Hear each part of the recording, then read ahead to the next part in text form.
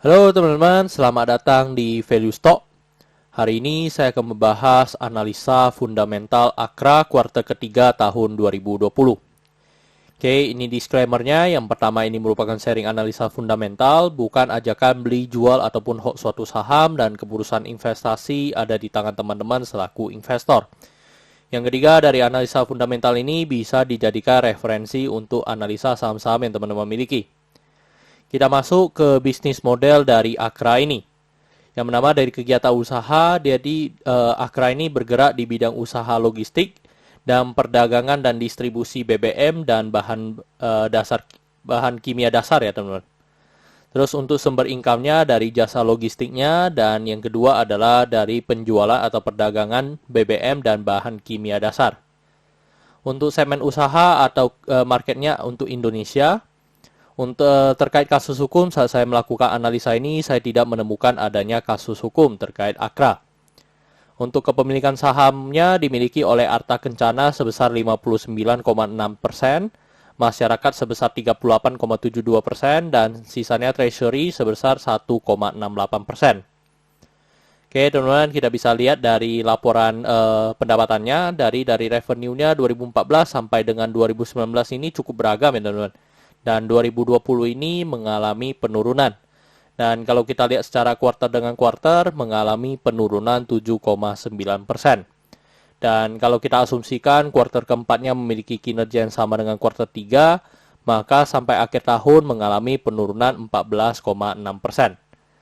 Terus dari segi net profitnya kita juga bisa lihat dari 2014 sampai 2018 konsisten ya teman-teman, dari Akra ini mencetak net profit yang bagus. Tetapi di 2019 mengalami penurunan lebih dari 50% ya teman-teman. Terus kalau kita lihat dari kuartal 3-nya mengalami kenaikan 17,7%. Dan kalau dari 20, kalau kita asumsikan ya, kinerja kuartal 3-nya memiliki kinerja yang sama, kuartal keempatnya memiliki kinerja yang sama dengan kuartal 3, maka sampai akhir tahun mengalami kenaikan 23,7%. Dan di sini saya ingin mengatakan teman-teman bahwa kinerja 2020-nya sebenarnya tetap mengalami koreksi ya. Malahan sebenarnya karena 2019 punya mereka mengalami penurunan yang sangat signifikan. Jadi untuk 2020-nya kesannya naik, padahal sebenarnya karena 2019-nya mereka kinerjanya agak buruk ya teman-teman. Terus dari segi aset kita bisa lihat konsisten ya teman-teman mengalami kenaikan, dan 2020 ini mengalami penurunan, dan penurunannya 14,1%. Dan penyebab penurunannya kalau saya lihat itu karena untuk membayar hutangnya ya teman-teman. Jadi mereka menjual asetnya untuk membayar hutangnya. Jadi hutangnya mengalami penurunan sebesar 28,6%, dan dari segi modalnya mengalami kenaikan 23,6%. Terus oke teman-teman, ini adalah summary laporan keuangannya dari 2014 sampai 2020. Dan di sini saya akan banyak membahas terkait rasio keuangannya ya teman-teman. Yang pertama kita lihat dari NPM-nya atau net profit margin-nya itu sebesar 4,79%. Dan kalau kita lihat rata-ratanya, memang rata-rata dari Akra ini pun paling tinggi di 7,13%. Dan memang paling rendahnya di 3,3%. Jadi memang untuk range dari Akra sendiri, mungkin karena segmen marketnya mereka, dari bisnis modelnya mereka, untuk net profit itu mungkin di angka 5% aja sudah bisa dikatakan bagus ya teman-teman. Terus dari 5%, dari 4,79% ini kita bisa mendapat EPS-nya di 221. Dan dari 221 ini kalau kita bandingkan dengan harga sekarang bisa mendapat pernya di 14,07. Kalau kita banding dengan sebelumnya yang di 22,12 ya memang 2020 ini masih bisa dikatakan murah ya teman-teman. Terus kalau kita lihat rata-ratanya dari perbandingannya, memang yang paling rendah itu di 2018 ya, di 10,79. Tetapi kalau saya lihat dari segi harganya, memang harganya sangat tinggi ya waktu di 2018 ya. Tetapi memang dari segi net profitnya pun juga sangat bagus dari 2018. Makanya membuat pernya juga masih tergolong kecil ya teman-teman. Terus dari book value-nya kita bisa lihat di book value sekarang di 2566. Kalau kita bandingkan dengan harga sekarang di 3110, maka kita bisa mendapatkan PBV-nya di 1,21 kali. Dan kalau kita bandingkan dengan rata-rata dari PBV-nya, memang 2020 ini masih bisa dikatakan yang paling murah ya dibandingkan tahun-tahun sebelumnya. Terus dari segi DER-nya, rata-rata DER-nya itu masih ada yang di angka 1 ataupun paling kecil di 0,86 kalau di tahun 2017.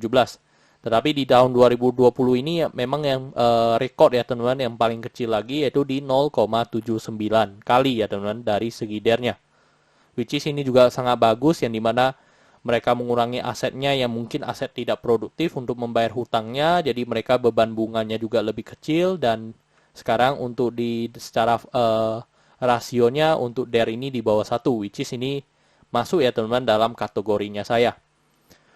Untuk ROE kita bisa lihat di 8,61%, which is kalau kita bandingkan dengan 2014 sampai 2018 yang rata-rata di atas 12 ya teman-teman untuk dari ROE-nya.